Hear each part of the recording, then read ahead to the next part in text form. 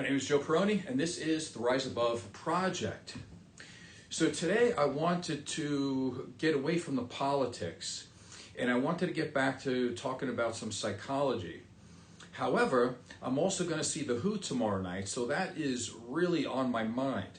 So I thought there might be a way that I can combine both. And so this is what I'm going to do for today. I want to talk about the number one complaint that I get from clients. And this is that they are not seen, they're not heard, and they're not understood.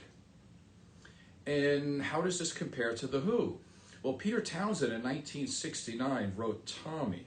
And in that, the main theme is see me, feel me, touch me, heal me. And I'm gonna read you what I wrote on the Who fan page today, which is getting a lot of attention, but I'm not gonna read that yet.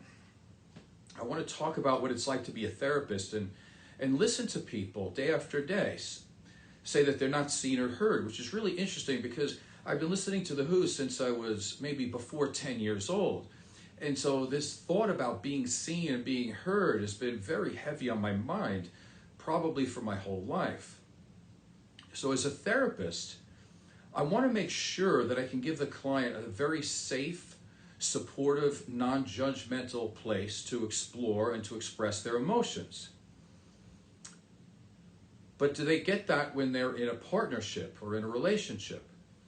And it's most of the time the answer that I seem to get is that they don't. So let's talk about that. So let's talk about two parts of a relationship. So there's a speaker. The speaker needs to be able to identify what they feel, and they have to have the courage to say it. And when I mean by say it, I mean to say it in a way that their partner is a sounding board. Not that they're going to use their partner as a dartboard. Because let's say you have a difficult day at work, you are stressed out, in no way, shape, or form should you be bombarding your partner with negativity and taking your anger out on them. Because you can't yell at your boss because you might get fired, you think it's okay to go home and yell at your partner. So we can't be doing this. So if you are a person who's doing that, what's going to happen is that the listener is not going to be able to really listen to you because they're waiting to also get triggered by negative comments.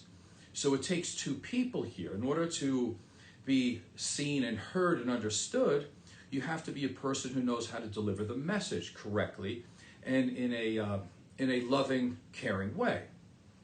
So let's talk about the listener.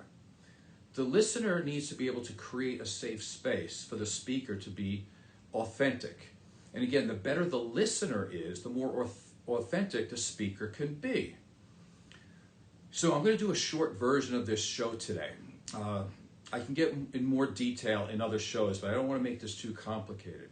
So what would get in the way of a speaker being able to listen to a partner without judgment? Well, number one, in no actual order, but one of them could be insecurity. The other one could be their ego. It could be their own unresolved trauma, their own lack of skills. It could be that they're filtering the information through their own bias.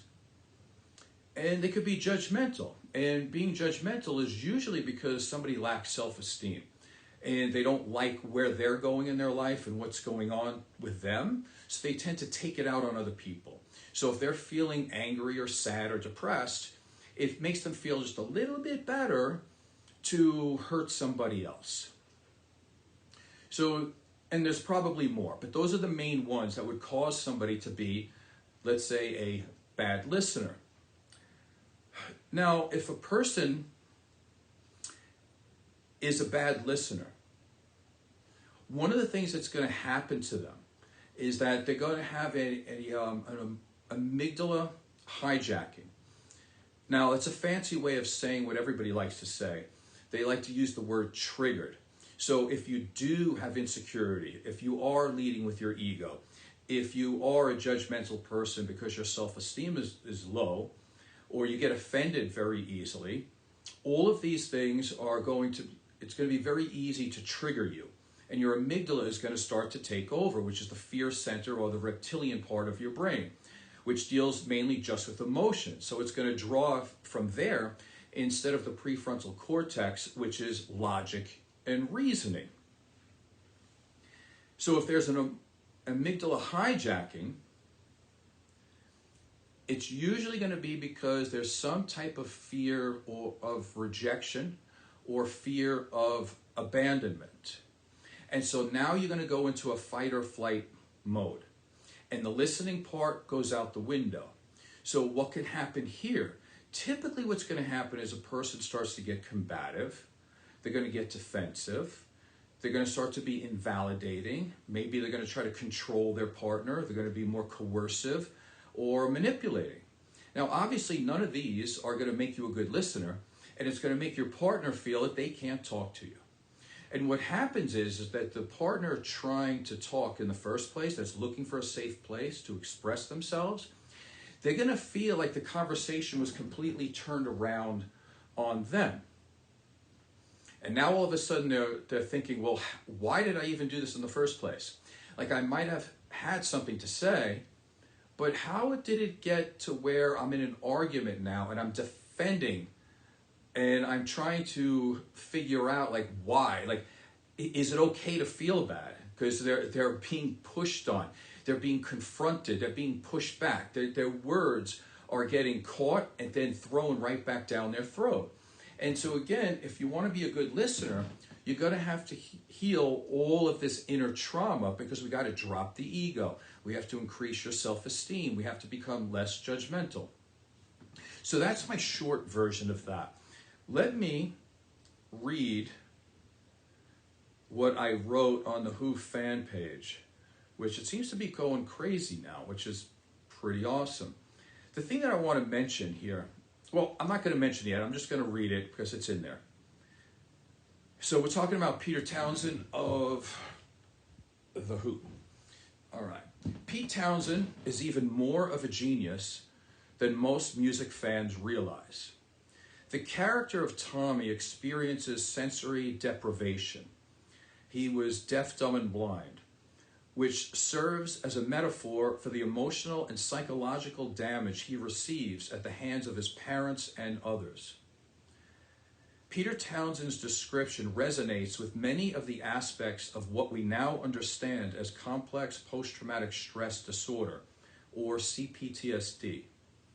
However, the term CPTSD wasn't officially recognized until 1992 by Judith Herman in her book Trauma and Recovery.